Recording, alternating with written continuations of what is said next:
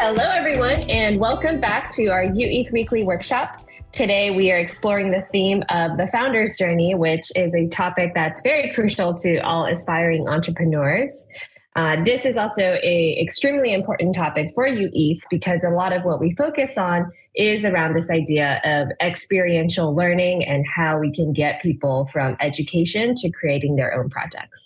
So I'm really excited to have Berk Ozer here from OrangeDAO, which is a accelerator for founders that is made by founders, and he will be sharing a lot of his insights and experiences as a founder and investor with us. I'm Tina Dye, I'm your host. I've been in early stage investing for the last 5 years, and I've been really impressed by what the OrangeDAO team is building. So that's why I'm excited for you all to learn from Berk's experiences today and how his founder experience augments his perspective as an investor on the other side of the table.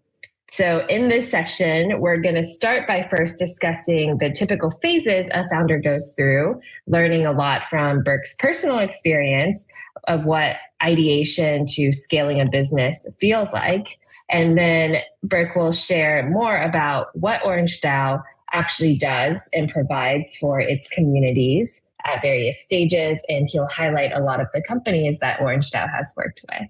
Before we dive into this session, here's a few reminders, one of which is if you have a question, feel free to drop it in the general channel of our Discord, or you can add it to our YouTube and we can get you answers asynchronously. And at the University of Ethereum, we're always very passionate about showcasing projects that tackle real-world challenges. And today we're showcasing ways for you to perhaps get funding as a founder or even join the accelerator itself. So with the lessons you learn here, please reflect on how that can empower you to create or contribute to projects that make its impact on the world. So I am now excited to bring on Berk. Welcome. It's great to have you. We're going to start off with a couple just easy questions about your journey, but we'd love to just hear a high level of what your background is and what you were doing before OrangeDAO. Hi, Tina. First of all, thank you very much for having me. I'm super excited to be here and, talk to your community. So I have a technical background. I am an electrical engineer by training. I also have Master of Science. In the first part of my career, I worked as a software engineer. I did some research and development and worked in defense industry. Then I made a switch. I worked as a management consultant. I spent a huge amount of time on Google spreadsheets. I think, a partition of my life was allocated on Google spreadsheets. I did some boring stuff before, having the courage to kickstart my first company. I quit my job. I started my first company. It was called Fashion Eye, and it was a digital fashion assistant for mobile applications, for mobile phones. And we were utilizing the Tinder interface for shopping fashion items. I had lots of nerds. I failed miserably, but I gained lots of experience, and I decided to pivot. I co-founded Senpai.gg. Senpai.gg was a real-time gaming assistant for PC gamers. We were using the previous generation of AI, computer vision, machine learning. It is just 8 years ago, but it feels like 100 years old technology right now after the invent of LLMs. And we were providing real-time recommendation for gamers, like a digital coach, to beat your opponents, to improve the gameplay faster. We joined YC, Y Combinator. It was a transformational period for me. At the peakest point, we had 500,000 monthly active users. A year ago, I decided to join OrangeDAO as a full-time member. And right now, I'm full-time at OrangeDAO. And my main responsibility is to coordinate our team to review applications so that we can find the best founders to accelerate. Amazing. I also used to be a consultant, so I understand what you mean about doing through the boring stuff first. But what inspired you to focus on supporting founders instead of continue to be a founder? Mhm. First of all, at OrangeDAO, I wouldn't call OrangeDAO as a VC at all. Of course, we have some VC components, that's for sure. But like we are a founder community, and we keep building stuff. So we try to find the best ways to accelerate the learning curve of founders. And it feels like startup, like I still feel like a founder. And the other part of the equation, right? So I made a bunch of mistakes in my career as a founder. I also have some, victories as well, and I would like to share them with the builders so that they don't need to repeat my failures, or they can simply learn from my success and go 0 to 1 faster. That makes a lot of sense. Well, it doesn't sound like you were even in crypto in the first place, right? And then OrangeDAO is quite crypto focused. And so, how did you first get involved in the crypto space? And what made you decide that this is the next era of your career? Okay, so I said I did lots of boring stuff during my time at management consultancy, right? Maybe there were a few things that they were like cool, and one project was particularly on blockchains. So I was in a project to conduct a feasibility analysis for the utilization of blockchains on supply chain networks.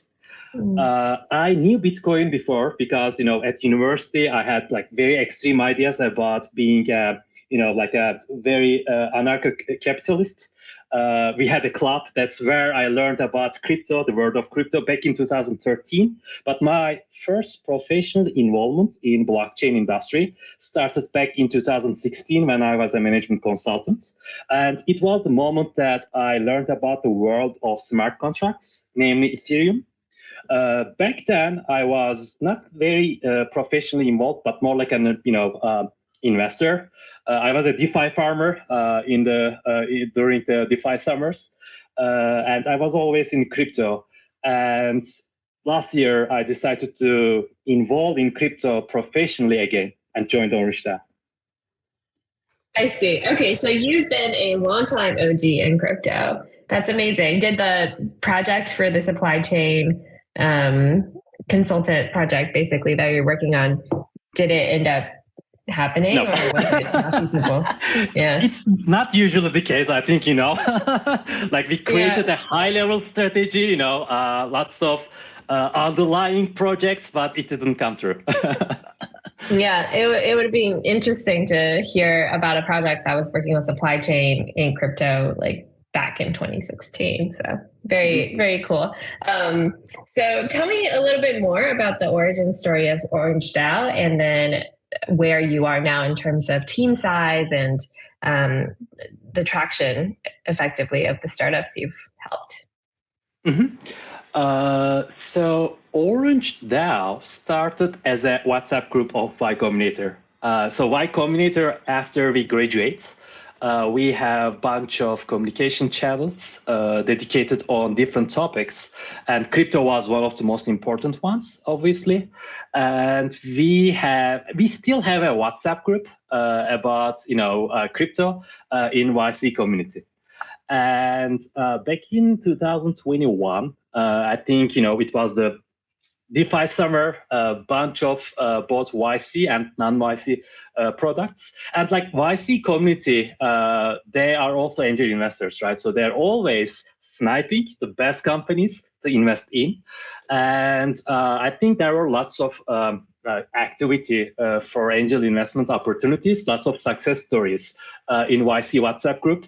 And the idea came from our GPs, and they were like, why don't we create a DAO, decentralized autonomous organization, so that we can create an investment DAO supporting founders?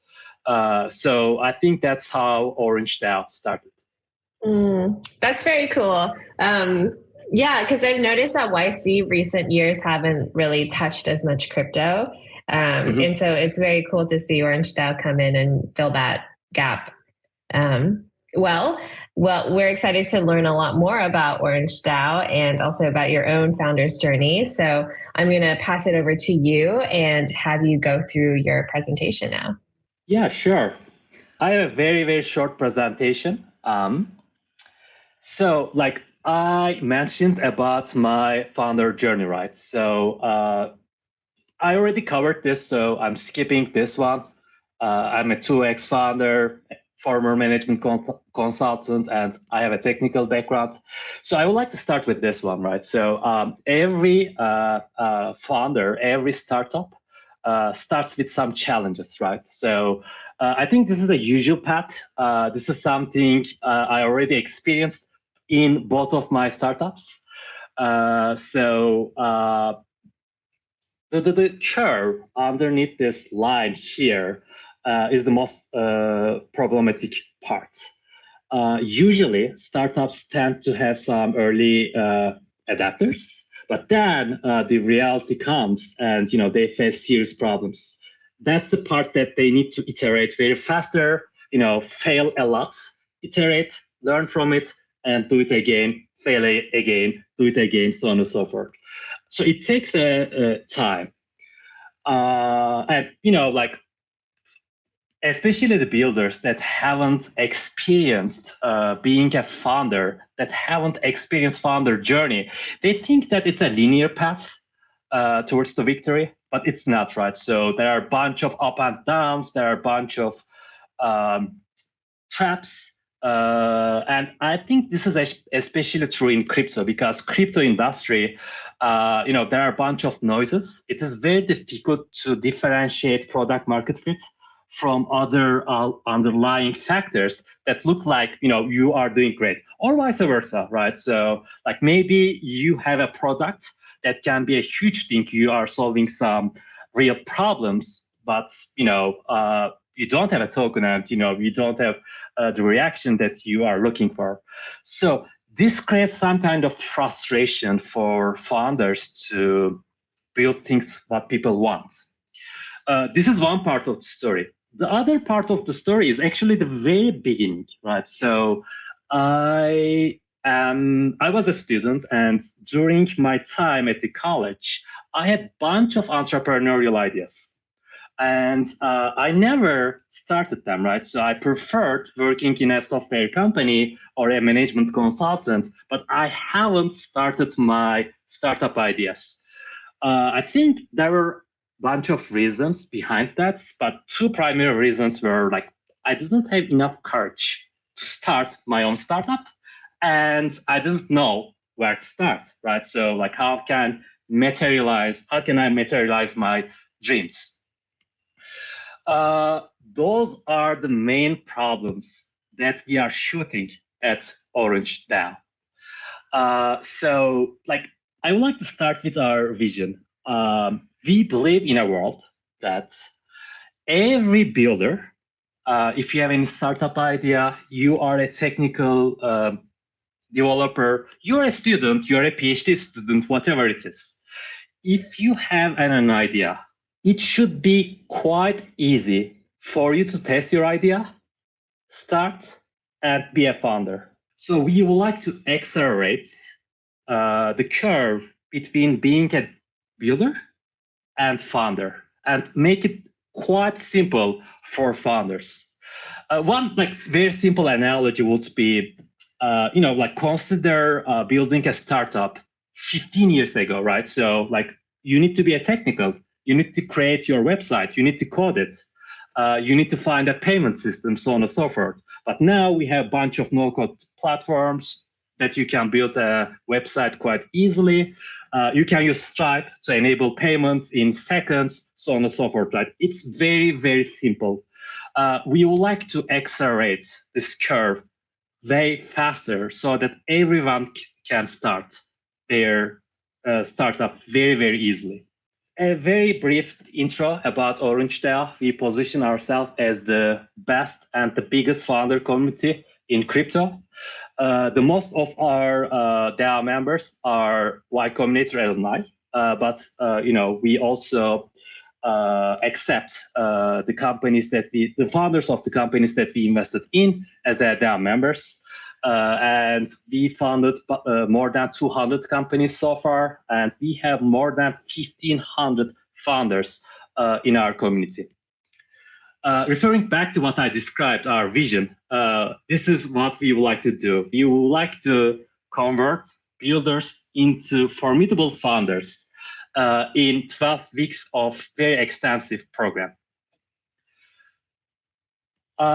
In terms of the stage, as you can guess, we are targeting early stage companies, early stage founders, pre-seed and seed. Depending on the stage, our main focus could be slightly different. If it is pre-seed or seed stage, it is primarily on product market fit and the right monetization models. If it is after seed stage or pre-series A, it is more towards go-to-market strategy and boosting the traction over 12 weeks of program. And what makes us unique? So as I said, we have more than 1,600 DAO members who built a startup previously. The majority of us failed miserably. Some of us, exited. Some of us had IPOs, but this gives us a huge cumulative experience, right? So we would like to utilize this cumulative experience for our fellows so that they can ship faster and gain traction faster. We have a very interesting and unique incentivization mechanism. We are earning orange tokens whenever we help our portfolio companies. It could be something small like making an introduction, or it could be something long-term, such as being a mentor. But depending on our contributions, we earn orange tokens.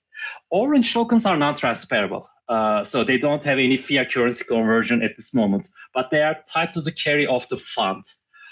So by helping our portfolio companies to our fellows, we earn more pie, but we also increase their chance of being successful in the future.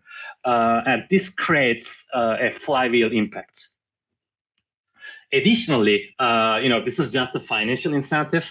I think the other incentive is the social capital. We are like a tribe. We love each other. We have a similar background. We are all founders, and we love helping each other as founders. Referring back to the fellowship program, it's 12 weeks. In the first part, we focus on traction. We can provide high-level advice, but more importantly, using crypto terms, we act as a frictionless co-founder to boost the traction during the fellowship program.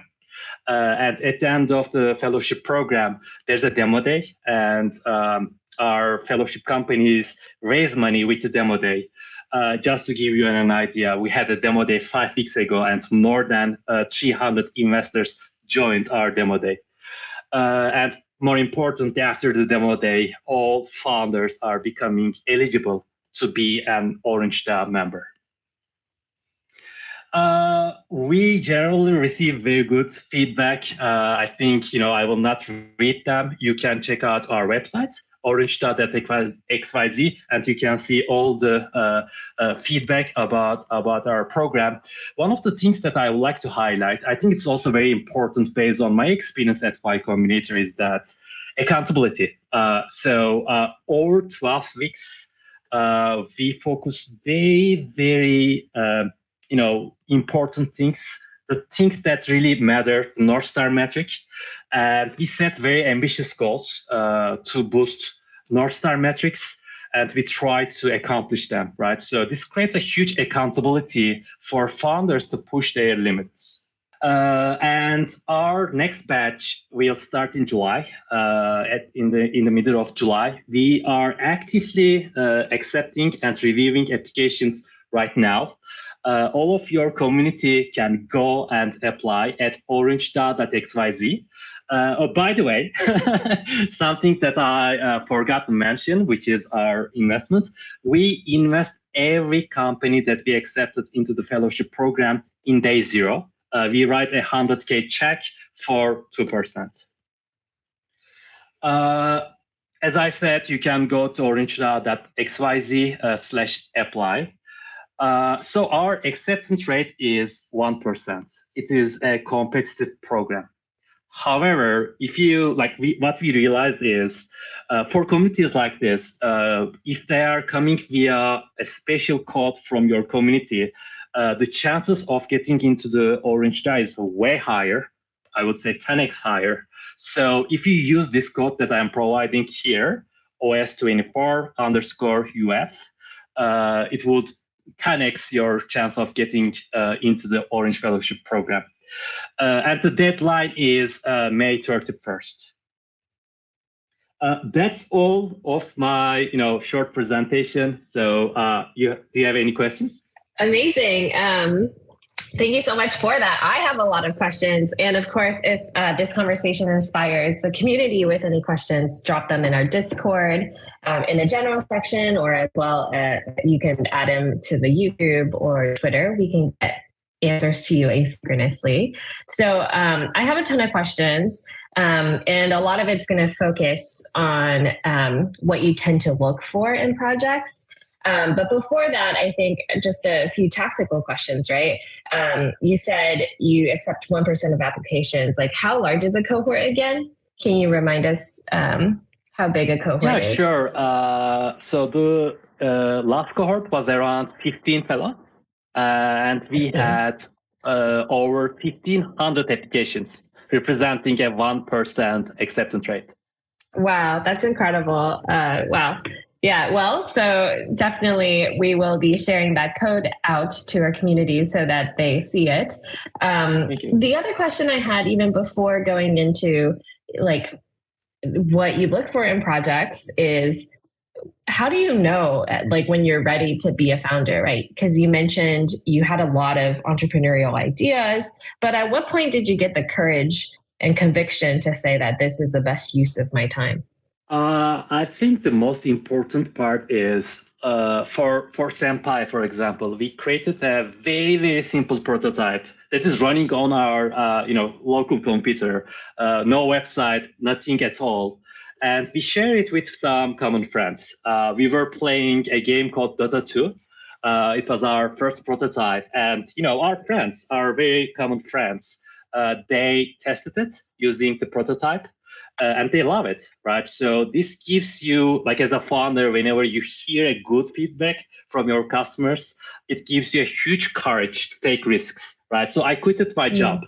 And it was not easy to land my job. It was a good position in a consulting firm, but this gave me a huge courage to kickstart my startup. Some of my friends, they called me crazy. But I think it was a good crazy. Yeah, well, that also brings up the other part of the founder journey, right? So when you first quit your job, you must have thought like, oh, it must be like relatively easy to raise money and things like this. Like, how long did it actually take for you to raise your initial capital, and how many people did you have to talk to? Well, it was not a very easy period for me. It was actually very tough. I would say it took almost a year for me to raise capital after I quit it. We created a prototype, we created a landing page, we did some early marketing, all bootstrapping for a year. Then we gained some traction with the users, and that was the primary factor that helped us to raise money. So it wasn't easy, and I think this is one of the barrier to entries for builders to become a founder, right? So they need to show something to investors, right? They need to demonstrate some progress, so on and so forth. And it's not easy if you don't have funding. That's the primary reasons why we would like to create a world that everyone can validate their ideas, gain some traction quite easily. And what was the point in your founder journey like in terms of how many users you had, what progress you were showing that you were able to raise? Yes, as far as I remember, it was almost 6 years ago. Feels like 100 years now. So we had around 20,000 monthly active users when we raised money. It was primarily based on like some guerrilla marketing that we did with college esports teams, so on and so forth. So it took a while for us to go there. And it wasn't an easy path, that's for sure. And like I had some experience when I first started my company as a like a management consultant. I had some primary knowledge on marketing and some technical details, but I was still a new founder, right? So I think I repeated many mistakes that other co-founders do, right? So I could learn from their mistakes and go and iterate faster, gain more users faster. So that was again related to what we do at OrangeDAO right now. Got it. That actually brings up you mentioning co-founders is an interesting topic as well, right? So I think one of the hardest things for founders to do is find the right co-founder. How did you go about finding that for yourself? In my case, I was very lucky because I had a friend, Olcay, and like we were friends from the first year of the college. We used to play video games together. By the way, this is also the origin story of my second startup, Senpai. We used to play Age of Empires 2, an ancient game, during our college life back in 2008, 2009. And we were like very good. Like we called ourselves like university champions. We were very proud of ourselves. Then we started our professional career. Like I was a management consultant. My friend was a VC, an analyst at a VC, and we decided to give another shot. We got beaten very, very dramatically. We realized that like we are not that good anymore. Other than the fact that we were rusty, we realized that we didn't know the meta, and that was the main triggering moment behind behind Senpai. But anyway, so my point is, I was very lucky because it was very organic need, a common need with my co-founder based on a shared experience, right? So it's like I was just lucky. Yeah. Yeah, and you had a lot of trust, right? Because I think a lot of the biggest reasons that startups fail is a mismatch in co-founder pairing, and so I think finding someone with trust, established trust, is incredibly important. And of course, you had complementary skills as well. So I love that it was quite synchronous and organic for you. Okay, so I guess moving into OrangeDAO. A question on the application. How early is too early for someone to apply, and what's too late for someone to apply? As I covered in my presentation, we accept companies from ideation stage to pre-series A, although we are not very, very strict. I don't think there is one particular answer that I can tell. It really depends on the story. But let me tell you, this is one of the factors that we are looking for, by the way. You like to see fast shippers. It really depends on the timeline that you've been working on, right? So just to give you an idea, just some examples. If you've been working on an idea for more than 2 years and you don't have a considerable customer baseline, some early signs of monetization, it's a red flag for us in general. Like there are a bunch of exceptions, but in general, it's a red flag. Whereas you are a founder and you've been working on an idea for just 3 months, but you have a landing page, you have a bunch of people in your wait list, you have a few design partners, but no monetization. That's also a good sign for us, right? So rather than the end numbers, we are looking for speed for execution, right? Are you a fast shipper or not? So the answer, it really depends. I see. Well, maybe you can expand a bit more on the key qualities or traits that you would most value in a founder and their team, aside from being able to ship quickly.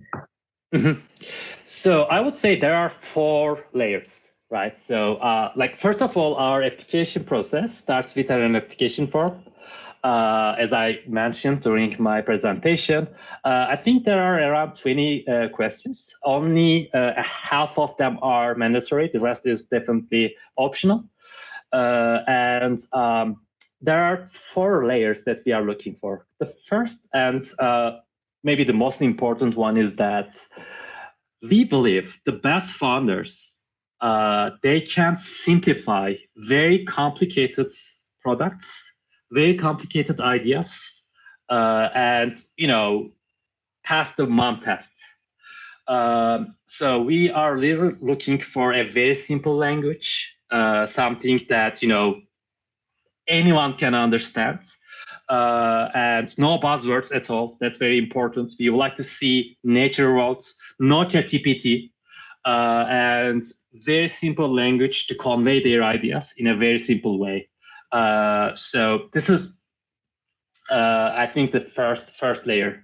Then we would like to see some unfair advantage. What I mean by that, let's say you are building a new crypto company, and you create a very detailed report about your plans, about all the technical details, about all the go-to-market strategy, alongside all of the connections that you had, and you share it with the public. Still, you can ship 10x faster than all other founders. Why? That's your unfair advantage, and you would like to see some kind of unfair advantage in the application, right? So why are you the best founders to build this product? The second one, correlated, slightly different, is unique insights. Like whenever we read the applications, you like to learn something new. It could be a new information. It could be a new perspective, a new mindset about existing trends in the crypto. It sometimes feels like, you want to create a very realistic science fiction for 5 years later on, make a projection for the future, and try to fill a gap that you foresee and work on it, right? So we would like to see some kind of, trends that founders realize, but others don't. This is also called earned secrets sometimes. Like we would like to see some earned secrets. And the third one is, as I said, fast shippers, right? So we would like to see founders that can ship fast. And it's a bonus point if they can ship fast thanks to their unique insights. Yeah, so it sounds like effectively you're saying you're looking for like what really is the unique insight someone is building off of, and then the level down below that is sort of like what is the founder market fit here for this unique insight, right? And so yes, and that in some ways is sort of like demonstrated through their ability to execute quickly. But that's very helpful in terms of what you choose to look for. But maybe if you can expand a bit more on the founder side, there's a lot of accelerators out there, right? So curious why founders typically choose to work with OrangeDAO over other accelerators.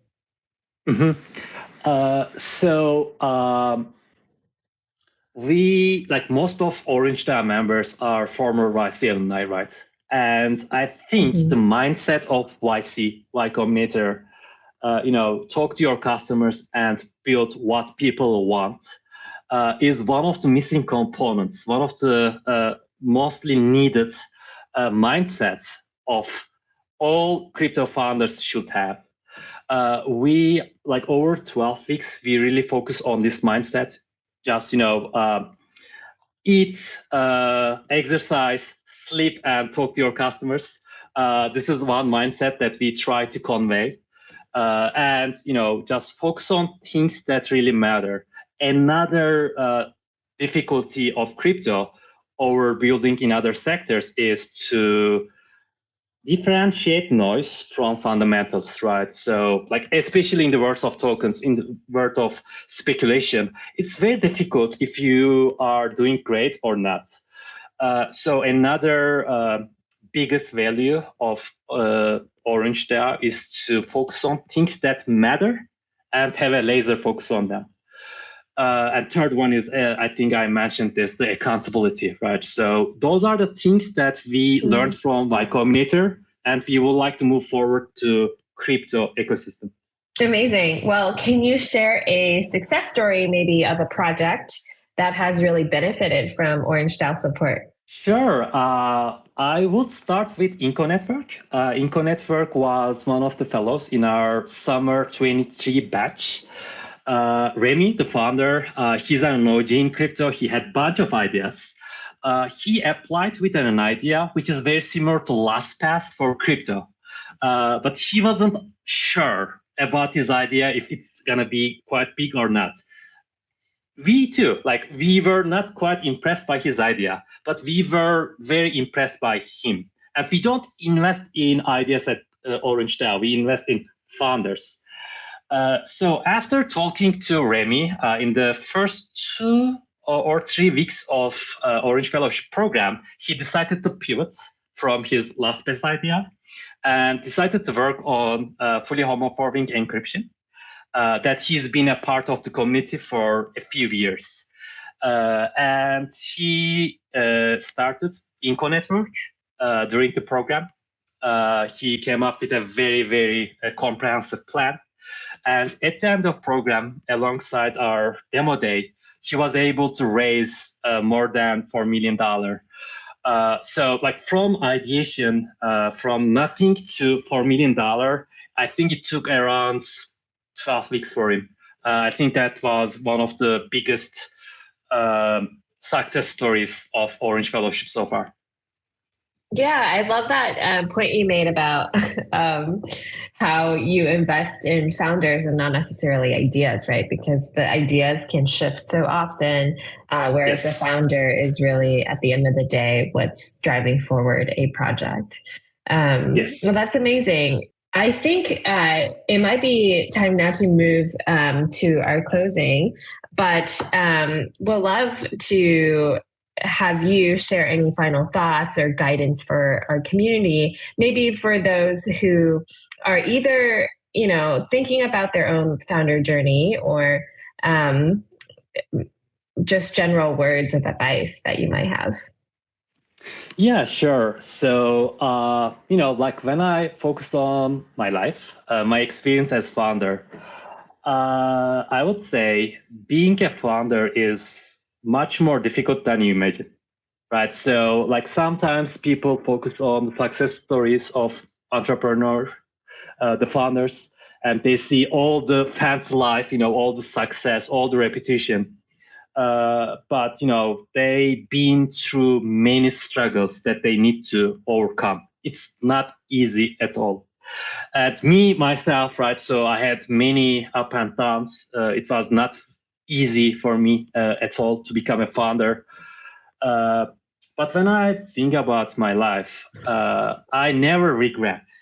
I never regret that I quitted from my job and tried being a founder. Failed, succeeded, but I never regretted pushing my limits, creating something new for people. So if you're a developer and if you are not sure if you want to create a founder or not, I would say, like, if you try, you will most likely fail. This is what statistics show. But I assure you, you will not regret 5 years later, 10 years later.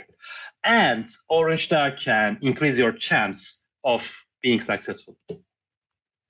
Yeah, it sounds like, maybe as a founder, you may be leaving behind some comfort or like even credentialing, right?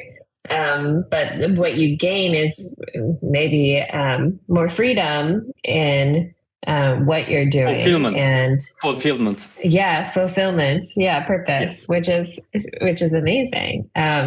So, well, that's awesome. Thank you so much for all of your insights here. As a reminder, we will always recap the session via our newsletter, which is the UE Digest. So we'll send out this YouTube link as well as some of the links that Berk had mentioned, including the promo code that you can use to apply for OrangeDAO by May 31st. And of course, we will always write a blog piece as well that corresponds to our workshops. And so you will be hearing a lot more about the founder journey and some of the crevices along the way. And we'll expand a lot more on the different funding stages in that actual piece itself. So keep an eye out on our comms for these content pieces, as well as for the announcements on our next workshop and community spaces as well. So thank you everyone for joining this conversation, and thank you, Berk, for being with us. Thank you very much for having me. Awesome. We'll see you next time.